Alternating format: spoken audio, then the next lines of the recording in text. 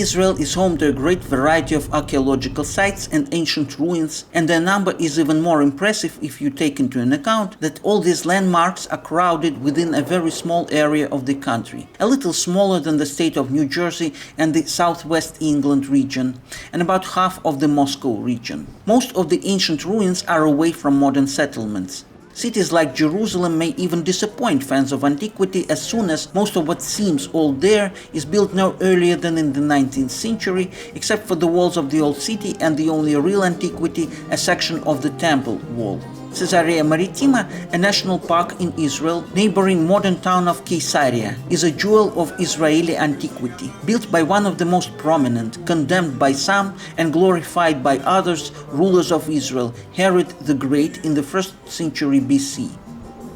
From 6 AD, it was a capital of the Roman province of Judea that was later renamed Syria Palestina in 135 AD after the bloody suppression of the Bar Kokhba rebellion. By renaming the province Judea to Palestina, the Romans intended to erase the memory that this land had been inhabited by Jews, so that today's events in the southern Israel and the Gaza Strip have unexpected echoes of the ancient times. The city arose as a pompous project of Herod the Great. Within a couple decades, almost on an empty place, it was built as one of the biggest Mediterranean seaports, competing with Greek Piraeus, and it was built as a Roman polis in Judea, which was a gesture of fidelity to Julius Caesar, then Roman emperor. For Romans, Herod was a ruler of choice figure because he was not and could not become too popular among Jews, as he himself was not one of them, but an Idumean legitimized by Romans. Interestingly, Russian imperial capital St. Petersburg, built 1.7 thousand years later, had similar beginnings, as it was also a new important seaport on an empty place in marshlands, built by the most despotic ruler Peter the Great. Among landmarks, here we see Roman theater that looks gigantic, magnificent hippodrome that was a central stadium of its time.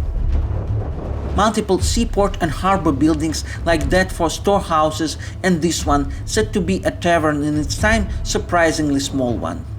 The main building material is a sandstone, which in 1,000 years was made porous by rains and winds, so that each block is now an art object, and possible home for some non-human residents.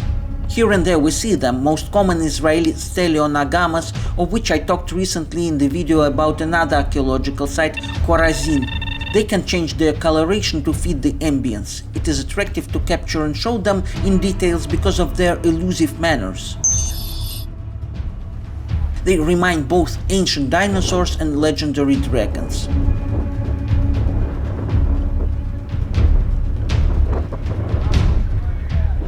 There are also living quarters and of course city walls with towers, some built later by crusaders and Arab conquerors.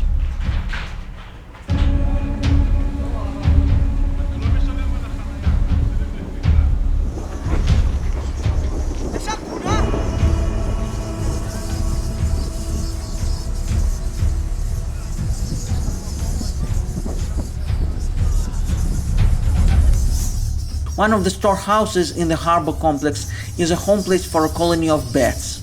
These are Egyptian fruit bats, most easily spotted in cities. They are the only fruit-eating bat species of Israel, along insect or fish-eating bat species, and they are the largest bats in Israel. Seeing them hanging from the ceiling of the human-made cave is an incomparable experience.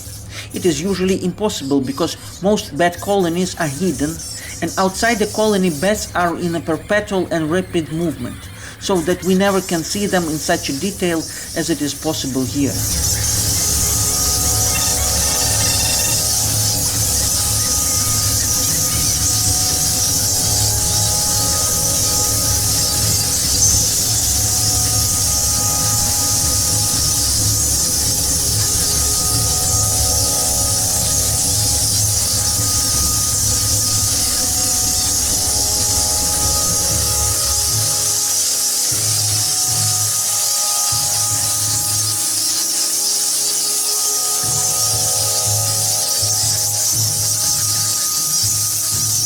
They are perplexing. They live on the dark side, if you like. Darkness is transparent for them as daylight for us, which naturally made people believe that they possess supernatural abilities.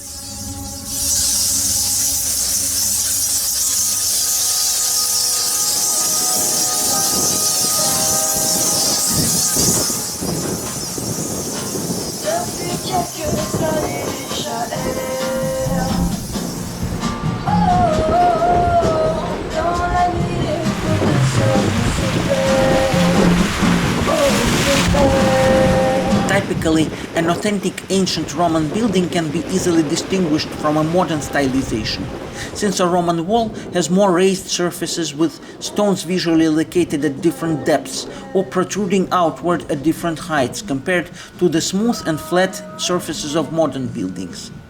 An ancient wall attracts the eye most strongly, leaving a deeper impression in the perception of the beholder. In my opinion, the difference between raised and flat surfaces corresponds to the difference between art and industry. The word impressive is a very literal and accurate description of the impression made by ancient architecture.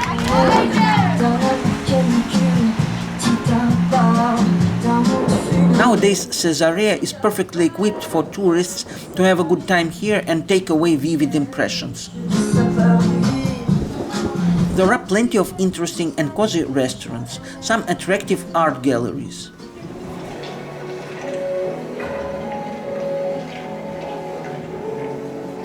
And a visitor center, which is essentially a museum with an exhibition, although small but very skillfully and very naturally placed within the ancient walls, where you can watch a film telling about the history of the ancient city in Hebrew, but with subtitles in different languages. This exhibition is an excellent example of modern museum art, executed with good taste and deep understanding of human perception.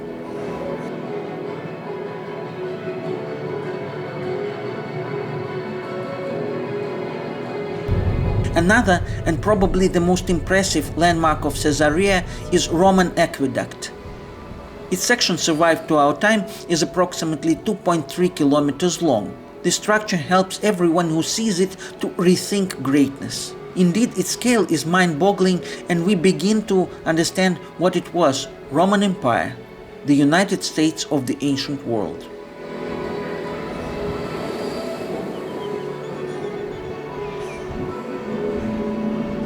As for the town of Caesarea, it is a home for the richest of the richest Israelis. They are so shy and humble that one does not meet them in the streets, and even their houses are hidden from sight in bushes like those of hobbits. Caesarea is an amazing place, probably the most popular antiquity site of Israel, but there are others no less interesting, like those in Ashkelon, Masada, Herodion, Chorazin, Capernaum, Avdat, and other places. The state of Israel indeed has a lot to discover up its sleeve.